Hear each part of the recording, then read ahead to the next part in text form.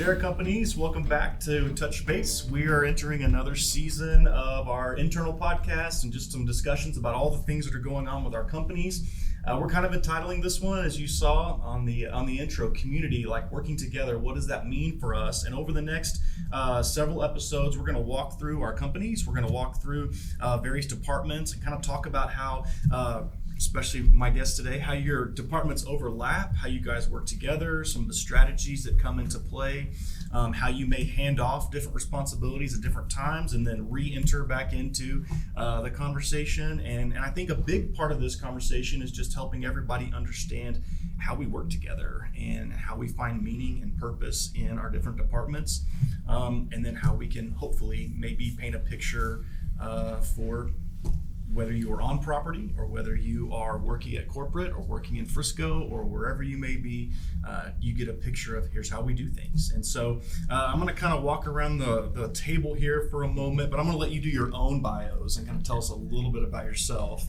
That way it's not just me making stuff up. So I'm actually going to start across the table. Oh, okay. And I'm going to make Drew go first, and then we'll kind of walk our way around to Josh. So tell us about you, what you do here, and then anything else you want to fill us in as far as personal stuff. All right. Drew Anderson. I'm the EVP of Investor Relations. Our job is raising money. We raise equity in order for us to buy these properties. And we do a lot of working and coordinating, particularly with Tina's group, and I'm sure we'll get into that. But I've been here for about 3 years. Okay. We've hired Clark Lammert. He's been here for about 1.5 years, Billy Humphreys and Matt Peters. So our team that's actually out there raising equity from individuals is grown to 4. And we have 2 support staff, Susan Llewellyn and Maria Munoz. Yeah. And now just real quick, give me a ballpark figure. When you start talking about the investors you're working with, ballpark, how many would you say we got? It's a good question. I was just looking at that. We're around 2,000 in our database. Of the 2,000, about 1,100 are active investors. Okay, nice. And that's our goal, is just to keep growing that database. Yeah, that's great. We'll go over here. I think most people know who you are, but give us a little bit here. Well, I'm Dave Gillis. I'm the CEO of Madera Companies, and I have the honor and pleasure of leading the organization. I would say, this team here, I feel like I'm the novice in the room. I don't get to see a lot of the magic that they do, but I know they do a ton of work to get us the assets that then we have the honor to take to our residents. So this is going to be a fun conversation for me. I'll learn a lot, and I think it'll be interesting to folks. I know enough to be dangerous. I think it'll be interesting to our folks to understand how many deals we actually look at as an organization, or Tina and her group look at, that don't come to fruition. Yeah. And I'll be interested in the statistics on that, because I know it's probably 1 out of 200-ish. Yeah. And so I think that's probably lost on people, because they just see what we end up closing on, and don't understand all the work that goes into getting the right deal that we know, that they know, and we all know that we can make work from the operations standpoint. Yeah. Tina? Awesome. I'm Tina Welch. I'm the Vice President of Acquisitions and Asset Management out of the Frisco office. And basically our team is on underwriting properties and determining which deals, like Dave said, we're going to acquire, and then hand off to Drew. I've been with Madera since 2014. Started out here in Lubbock in the Lubbock office, and then moved to Frisco in 2018. So really excited to be back on the podcast today. Yeah, you're closing in on 10 years. That's awesome. Wow. Yeah. I didn't take it personally that I started in early 2018, and Tina promptly left Lubbock. So I had to make room for all the growth that exploded after. Yep. Josh? Josh Vandenberg, VP of Construction. I've been with Madera since 2019, coming up to my 4th year in June.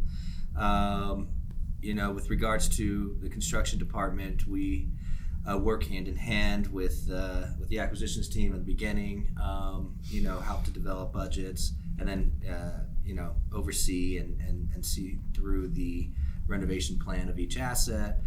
Not only that, but help with CapEx projects once those rehab dollars have been spent. So that's one of the focuses that we are really trying to grab our hands on to help all properties within the Madera portfolio. Yeah, and I'm going to come back to that here in a minute when we start talking about how we take care of properties along the way, because I would love for you to kind of build that out a little bit, give us a picture of what that looks like. But let's first start by talking about the process of an acquisition and kind of what that looks like. And so, Tina, we're going to put you on the spot to begin with to kind of get us going. So tell us, how does this work? What are you looking at? What are you looking for?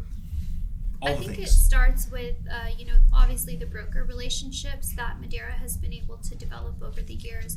We have a pretty strong network of Texas brokers that we work with. So initially, they're the ones that are bringing us the properties, whether that's on market, they're fully marketed, or just off market. So it kind of starts with that first relationship with brokers. And then we start to underwrite and look at the properties. We had a conversation where we went a little bit more in depth, so I'll try to keep it high level. We're basically looking at past, current, and future data. And so for past data, we're looking at their historical financials, rent rolls, like how have they performed. And then after that, we go to current data. So we're looking at the market that they're in, how are the current market properties performing. And then we kind of go out to future. We're looking at construction pipeline reports. What is it going to look like in the next 3, 5, 7 years? Because as you'll know, we hold some of these properties for years. And so we want to make sure that we know anything that could potentially impact us as we're holding it through the life cycle. So past, current, and future. And we're taking all of that and trying to project what we think the property, how we can improve it, and where we think we can ultimately take it. Yeah, so I want to ask you something, and y'all know, like, I don't always ask, I bring in more questions than I actually tell you about ahead of time. But one of the things I was thinking about as you were talking, Charlie Young, one of our founding partners, right, he is famous for regularly saying that every property has a story. And so if you could, and Dave, you could jump in here too, either one of you, but like, give us when he says every property has a story, what does that mean when we hear that? Yeah, it can mean a lot of things, and as There's a lot of different stories. But one of the stories could be the value add story, which that's where Madera started, on the value add properties. So with that, we would take properties that were underperforming in the market, and we would put money back into them, and construction would help. On-site would help in renovating them and then bringing them up to market. So one of the stories could be value add. Since we have such a strong management, vertically integrated in the management team, some of them are management plays, so they could be mismanaged properties. Maybe an out-of-state owner had acquired them and they're just running it into the ground, and then we bring them into Madera management and then able to turn that around.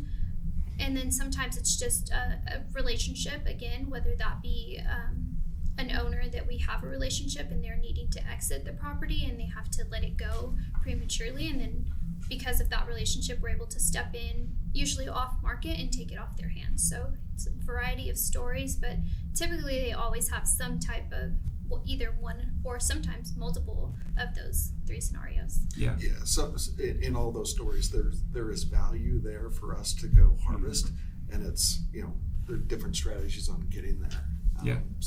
So when you say underwriting, what is an underwriting process? Like, what does that look like? And then who all is involved in that? Okay. So on the underwriting, it's typically just the acquisition team starting out. So that's taking their T12s, their financials, and breaking them down to see where they're at, and then projecting out where we think we can take the property. Sometimes that is with implementing a unit renovation program, and sometimes it's just letting the market do what we think it's going to do. We see the future growth, so we're looking out in the future and what is to come, and we just believe, hey, we can get this at a low enough price that it makes sense for us to kind of invest early into this area and then just maintain it and wait for the future wave of residents to continue to flow in. Yeah, that makes sense. Now also, who isn't, okay, I know what due diligence is, but let's make certain everybody knows. Like, what is due diligence? Who all is involved? What does that process look like?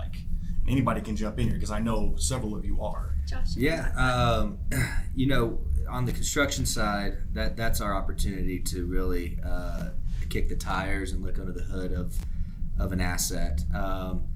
We've really revamped our due diligence process and bringing in pretty much every trade that we can think of. We're acquiring newer assets with different mechanical issues that can come across that we're not used to, and our older portfolios like elevators or fire alarm systems. So we're bringing those types of trades out to due diligence to make sure that the equipment is working and functional, and there isn't any issues with it, permitting issues or anything like that. And B, seeing how we can enhance those areas to help the asset management and property management team, on their projections on.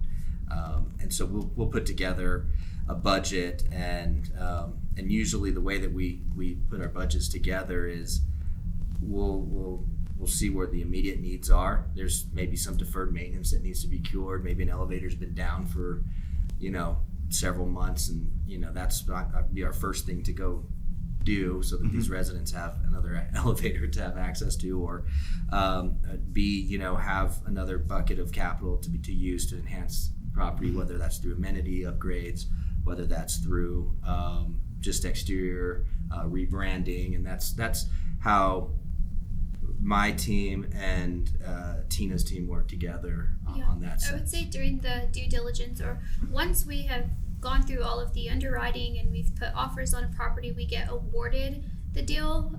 That's just a kind of a soft agreement. We're going to acquire it. That's when we start to loop in Drew's team, so they can know what's coming down. They can start to think about that. We start to review so they can talk to investors. And then once we're under contract, like the agreement has been signed, that's when we engage all departments. So that's the first time management, construction, finance, pretty much everybody gets alerted that, hey, this is the property that we're going to be acquiring.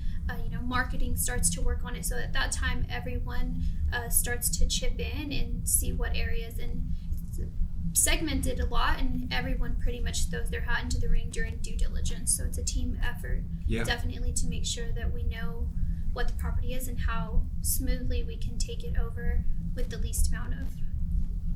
Yeah, and I'm going to give kudos to Josh and Tina on this front, because when I joined 5 years ago, there really wasn't much of a due diligence process. It was really on-site, would go there, try to identify things that maybe you can't see in the trailing 12 months financial statements that Tina and her team have reviewed, just to see if there's any gotchas, and it was always looking for something big. As we started to go upstream, those things that you could miss became bigger ticket items. So we needed to get more sophisticated in how we were looking at our properties, because one missed item could be really big for us.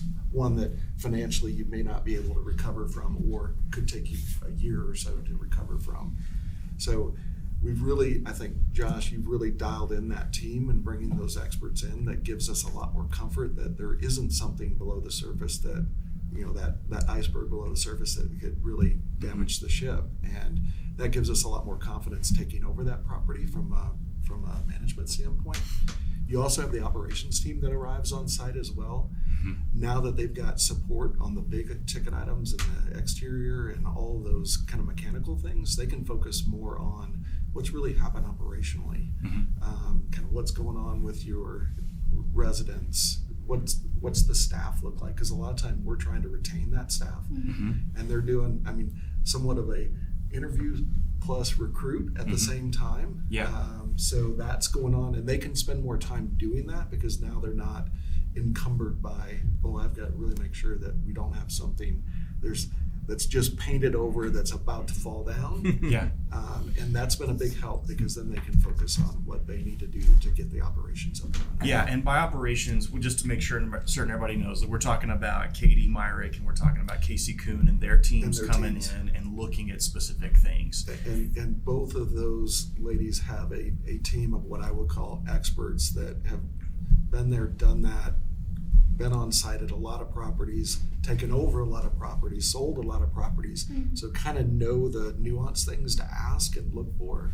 So they're very good at it, and it's a team. It's a lot of people. It's a short amount of time, so you need to throw a lot of people at it so you get your eyes and questions. I'd like to expand upon that because it is a short amount of time, and we have to develop a lot of information. So we sometimes show up with a slew of people, and it can be overwhelming for the seller staff.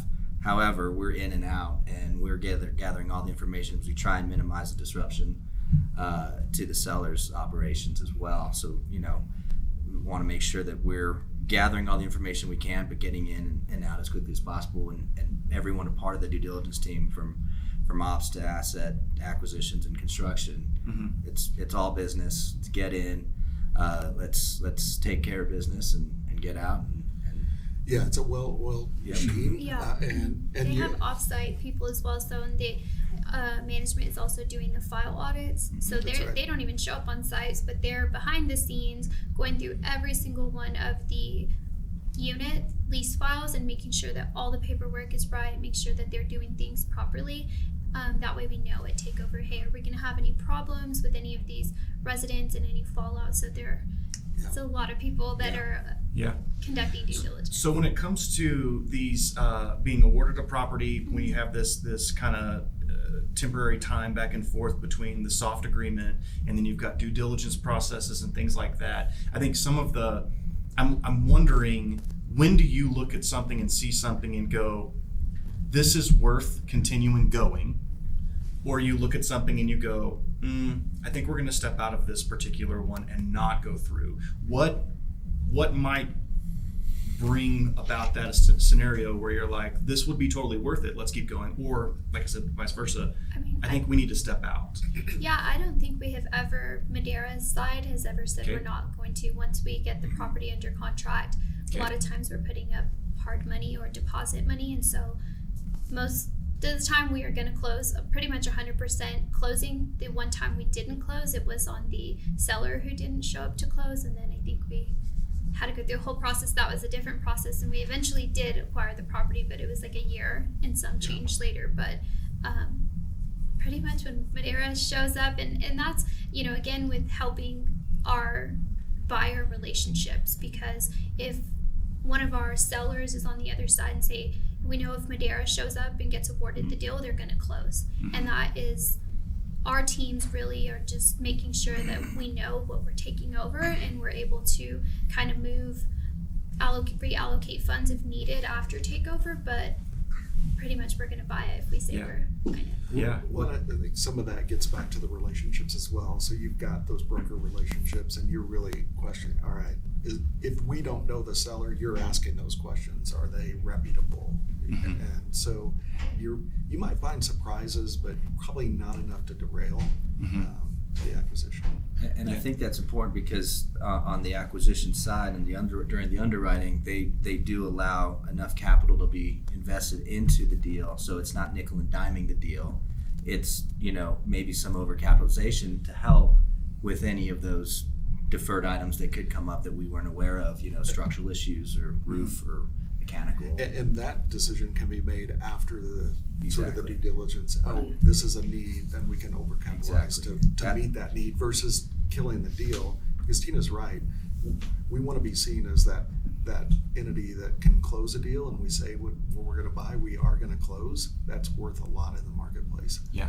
Well, and I appreciate you bringing that out. It was one of the things I wanted that to be said, because I think it speaks to the values that I think our leadership holds. It speaks to the integrity that we want to have as a company and the type of reputation that you guys are helping Madera build in the community, and then especially with brokers. Now let's talk for just a second, because we've talked about this, putting up money and different things like that.